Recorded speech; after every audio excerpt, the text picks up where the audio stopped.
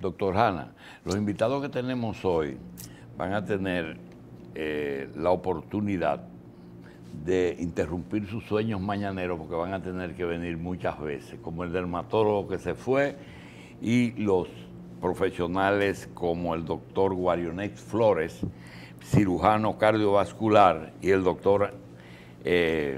Guarionex nos viene a relatar la historia de la cirugía cardiovascular. Parte de ella. Él la va a coger a su edad, ya no la de nosotros, sino la de él. No, él no viene a hablar él no de se eso. acuerda de Filadelfia, no se acuerda de Filadelfia. Él se la sabe entera esa historia. Doctor Flores, gracias por estar aquí. Doctor, contrariamente a lo que pensaba, que íbamos a hablar de la origen de la cirugía, yo quiero, en República Dominicana, ¿qué se está haciendo en cirugía de corazón, aunque sea en diferentes sitios, fuera de un stent, fuera de un marcapaso? Los servicios quirúrgicos actualmente funcionando en el país son 8, 2 de ellos en Santiago y 6 en la capital. Estos servicios quirúrgicos hacen la mayor parte de la gama de operaciones cardíacas, es decir, la cirugía valvular en un país que todavía tiene fiebre reumática como el nuestro, la cirugía coronaria, que es la más abundante en la vida moderna, el bypass coronario, es decir, y se incluyen también las operaciones de las malformaciones congénitas del corazón. Llegamos inclusive a un trasplante cardíaco sobreviviente. Hay un trasplante Doctor cardíaco. Flores, para el doctor Hanna y para los profesionales de la medicina que manejan el día a día cosas importantes, a veces le es difícil llevarle en un lenguaje sencillo al público cosas que se desconocen. Por ejemplo, ¿qué diferencia hay entre un stent, es decir, una coronaria que está ocluida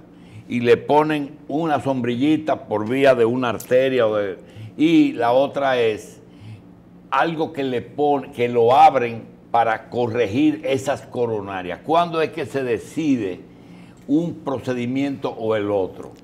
En la actualidad, la inmensa mayoría de las... Cuando te dicen, yo tengo 3 bypass. De las estrecheces que se producen en las arterias coronarias, resultantes de la arteriosclerosis, es una plaga moderna, ¿no? Y cada día más en aumento con los factores. ¿Es una plaga moderna que se descubrió ahora o es una plaga moderna que siempre tuvo? Ha existido siempre, pero se ha incrementado con el estilo de vida moderno, que es el con sedentarismo, la comida chatarra, el estrés. Si para algo sirvió la guerra de Vietnam, era que le hacían autopsia a todos los muertos. Entonces vieron que muchachos de 23, 24, 25 años tenían placas de coronaria arteriosclerosis. Doctor, en esa misma línea, complete con la definición, hoy día, el cirujano tiene un gran competidor, el cardiólogo intervencionista tiene un gran competidor con el cirujano, es decir, el cirujano y el cardiólogo están compitiendo en los procedimientos. A eso íbamos, sí. Porque precisamente yo creo que son más socios. La solución de la enfermedad coronaria obstructiva sintomática empezó con la cirugía. De casualidad, debo informarles que mi maestro en cirugía cardíaca fue el doctor René Favaloro en Buenos Aires, que fue el cirujano. Fue compañero mío en Cleveland. Popularizó. ¿Tú conociste a Favaloro? Fuimos compañeros de habitación. Bien, eso es interesantísimo para mí saberlo. Ahí tiene que escribirlo, doctor. Vamos a tener que hablar también de eso. El doctor René Favaloro, para el año 68... Él nunca ejerció cardiología humana. Él estaba en el laboratorio de los perros. Él fue que trabajaba en los perros. Y bueno, ¿qué hace el doctor René Favaloro en la Cleveland Clinic? Primero se familiariza con los estudios angiográficos, es decir, las películas de las coronarias que hacía el doctor Mason Sones. Se aprendió al dedillo cómo eran esas enfermedades. Y entonces le propuso al jefe de cirugía, que era el doctor Donald Effler, ¿por qué nosotros no llevamos sangre haciendo un puente más allá del lugar donde está la obstrucción de las arterias coronarias? Y así surge el puente aortocoronario, que catapultó a la Cleveland Clinic en la medicina de Estados Unidos y del mundo, y a donde se convirtió como una meca de los cirujanos que fueron a aprender la técnica de la cirugía ortocoronaria. Que no necesariamente cambió la historia de la enfermedad, pero mejoró sustancialmente la calidad de vida de esa persona. Y los resultados estadísticos, doctor, de esos bypass coronarios, eran bypass, ¿verdad? Bypass. Esos bypass, doctor. Ya hay estadísticas de cuántas personas están vivos por ese procedimiento si se reintegran a su trabajo normal o si tienen que tener cloche para ir al bypass. Claro. La mejoría es inmediata, pero hay una gran diferencia entre el tipo de puente con el que se hace el bypass. Si es vena, tiene una duración, una efectividad menor que cuando se hace con las arterias mamarias, que son arterias que cursan por detrás del esternón, paralelos al esternón, o arterias radiales. Esos son los que tienen mayor duración. Y cuando se incorpora al tratamiento de la enfermedad coronaria, la angioplastía coronaria, surge de inmediato una esperanza de una cantidad de pacientes que no tengan que ir al quirófano. La angioplastía es el stent. La angioplastía es el procedimiento de dilatar la arteria coronaria con el catéter, como usted describió. Esa dilatación no implica una extracción del calcio o la grasa que está en la coronaria. En este momento se prefiere no intentar la extracción, sino la dilatación del lugar estrecho. Yo viví... Mira, en carótidas se puede hacer remoción de la placa. Y eso no es quirúrgica. Un peligro para producir un cuerpo extraño que se dispare más arriba y que produzca... Siempre hay ese peligro. En carótidas sí. Cuando yo estaba en Buenos Aires con el doctor Favaloro, se inició en el hospital en que estábamos, el Sanatorio Güemes, la dilatación de las arterias coronarias. En principio era una simple dilatación mecánica con un balón, lo cual conllevaba una tasa de reestenosis bastante elevada en poco tiempo, es decir, que no era duradera. Se incorpora el stent, que es esa mallita de metal que se pone dentro de la estenosis, se dilata y permanece abierto. Esos stents metálicos son aleaciones especiales de metales especiales y que están impregnados de medicamentos, de sustancias que impiden la proliferación en ese lugar de nuevas células inflamatorias que es un antibiótico. Por eso, en la actualidad, de empezar todos los pacientes operándose con cirugía, sí. Ahora es al revés. La mayoría son stent y la cirugía. Doctor, siendo un poquito práctico en esto, de las enfermedades del corazón, el stent, el procedimiento de colocación de stent, ya en República Dominicana es un hecho, es decir, aquí no hay que salir para afuera, es rutinario.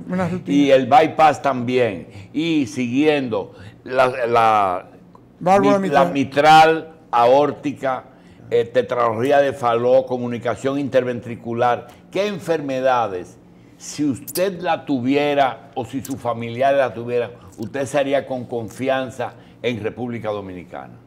La mayoría de todas estas que hemos mencionado. ¿Cuáles no se haría entonces? Aneurisma de la aorta ascendente, con daño importante de la válvula. Aneurisma de la aorta ascendente, con daño del anillo de la válvula aórtica. Es que ahí nacen algunas cosas. En este país se operan ya de manera frecuente los aneurismas de aorta ascendente con tubo valvulado, es decir, que se reemplaza también la válvula aórtica junto con la aorta ascendente. Sí. Es una operación muy común en varios centros del país. Eso se opera acá. Ustedes hablaron de aorta ascendente. La aorta nace en el ventrículo izquierdo. Ahora, de ahí coge un curso en que van naciendo las coronarias, las carótidas del cerebro, abajo las renales. Realmente los nacimientos, las derivaciones de arterias, implica la gravedad de la cirugía, dependiendo de dónde esté el aneurisma. Por supuesto, si la afección de la aorta abarca solamente la parte inicial, antes de que dé todas sus ramas, es más sencilla la operación. Pero con alguna frecuencia, por desgracia, en las enfermedades disecantes, es decir, cuando se... La disección es un elemento diferente que se cuando la pared de la aorta se divide y es penetrada por el impulso de la sangre, esa disección puede viajar más allá. Disección es que corrosión de la capa, que se rompe la pared. Y ocurre de adentro para afuera o algún órgano. No, generalmente empieza la disección con un desgarro de la parte interna de la aorta, pero la sangre, como lleva mucha presión, empieza a romper las paredes y se extiende en Doctor, dirección ¿por qué distal? Un paciente con aneurisma de la aorta que muere dramáticamente generalmente vomita sangre roja? ¿Qué rompe que sale afuera? Esos son casos en los cuales la afección de la disección aórtica ha afectado los vasos pulmonares y, más que nada, la vía bronquial. Generalmente una erosión de la aorta en el bronquio de... La mayoría es muerte súbita. La mayoría no vomita sangre. Sencillamente muere porque las arterias que van al cerebro se rompen todo. Doctor, entonces, ¿el trasplante aquí todavía hay que verlo o aquí se están haciendo?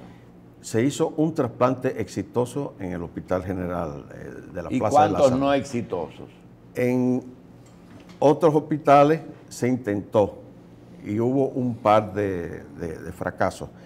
Pero el trasplante cardíaco es un recurso... Pero los fracasos no son quirúrgicos. Son primero mala selección de pacientes. Segundo, gente que no tiene condiciones para dar seguimiento al trasplante, porque ese es otro problema. A los dos, doctor, mire, hay un caso que nosotros llegamos inclusive de las pocas veces que he escrito lo hice. Cuando vino el problema de África del Sur y el doctor Barnard, él se entrenó en un hospital americano, pero en ese hospital él no operó. Él vio la cirugía experimental en Minnesota. Y cuando él se fue a África del Sur, llegó como jefe de servicio, lo mismo de Favaloro en Argentina, llegó como jefe de servicio y en un momento dado decidió aplicar la tecnología que él aprendió en Minnesota. Ese trasplante que él hizo, lo hizo primero y la pregunta es, ese primer paso, doctor, esa decisión de voy a dejar de hacerlo experimental para ya hacerlo en humano, es un paso muy difícil para el médico porque se expone a muchísimas cosas. Y en el caso de él, se lo hizo de un camionero a un dentista, ¿verdad? Igual que Neil Armstrong, fue un pequeño paso para el hombre, pero un enorme paso para la humanidad.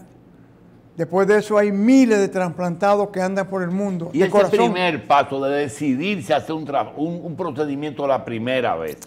El otro día vi que Sandro se murió de un doble trasplante, ¿verdad? Hasta pulmones. Sí. Pero a veces el paciente se va. ¿Qué se hace? Bueno, el paso... Era su dentista, un señor mayor, en insuficiencia cardíaca congestiva clase 4. No tenía salida. Y se presentó la situación de un señor negro de la comunidad que murió y se atrevió a hacer. Fue marcando un hito en la historia de la medicina. Él no tenía ni soporte inmunológico, ni soporte humano. Yo creo que tú veas lo que era el aparato que le daba soporte a eso. Era del tamaño de una habitación. Hoy es una pequeña cámara así. O sea, que fue un atrevimiento, pero fue sabio en hacerlo en ese momento, porque él abrió la compuerta para que otras personas mejor equipadas que él pudieran seguir haciendo eso. ¿Dónde se puede hacer intento de trasplante aquí? Bueno, el lugar más indicado es donde se hizo, que es el Hospital General de la Plaza de la Salud. Pero hay una limitante. El trasplante cardíaco requiere recursos económicos muy elevados. A mí me parece que eso es el factor que ha frenado que se continúe el programa de el primer problema es el donante. ¿Cuánta gente muere aquí que nadie sabe dónde murió, cómo murió, de qué murió? Ahí tú me pasas una historia de una gente que donó sus órganos cuando murió y 4 de los que recibieron órganos murieron de cáncer, porque ella tenía un cáncer del seno que no lo sabía. Y los cánceres son contaminantes. Pero tú lo siembras. Hay una gente que le trasplantaron la córnea de un muchacho y murió de rabia, porque ese niño de lo que murió fue de rabia, Doctor, sin diagnóstico. Doctor, en el caso de una unidad cardiovascular del año 62, 63 y una unidad cardiovascular de hoy, por ejemplo, pongamos de ejemplo el oxigenador, 12 discos que parecen 12 CD, que se preparaban con muchísima antelación, con una cantidad de sangre enorme, se siliconizaban, etcétera. Hoy una pantallita que oxigena. ¿Qué diferencia hay en costo, en laboriosidad, y no solamente el donante, sino en inversión en el hospital? Una diferencia del cielo a la tierra. Cuando usted precisamente se entrenó en circulación extracorpórea, sí, que es bueno mencionar, traerlo acá a colación, que a usted nunca le gusta que se mencione eso es prehistoria, que ya no su tiene historia. sentido. Bueno, pues duraba un día entero preparar esa máquina que oxigenaba la sangre del paciente mientras se hacía la cirugía del corazón, de corazón abierto. Con recursos humanos precarios, sin entrenamiento. Una enfermera, un técnico cualquiera, manejando una bomba que tenía la vida de la persona en la mano. Por eso, en los Estados Unidos, que son muy metódicos, primero se hace una fase experimental en todo, en medicina. Y la cirugía primero cardíaca y esa parte de oxigenar la sangre se experimentó ampliamente en el laboratorio. De hecho, los primeros médicos que fueron dominicanos a internarse en Estados Unidos fueron dirigidos primero a la experimental. Al laboratorio experimental. Con el progreso de la tecnología se ha avanzado enormemente.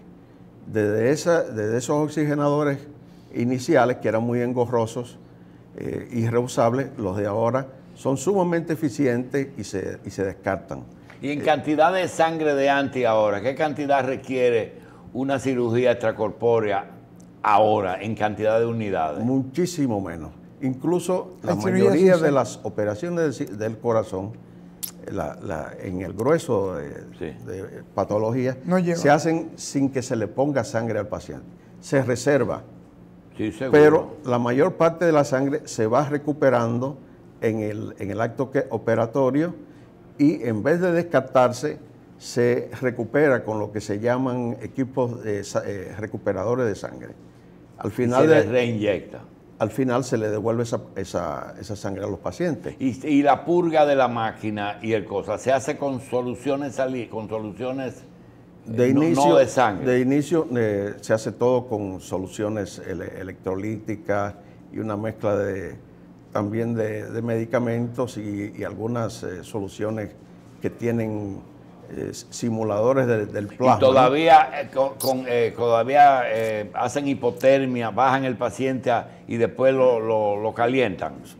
Por lo regular se usa algún grado de hipotermia.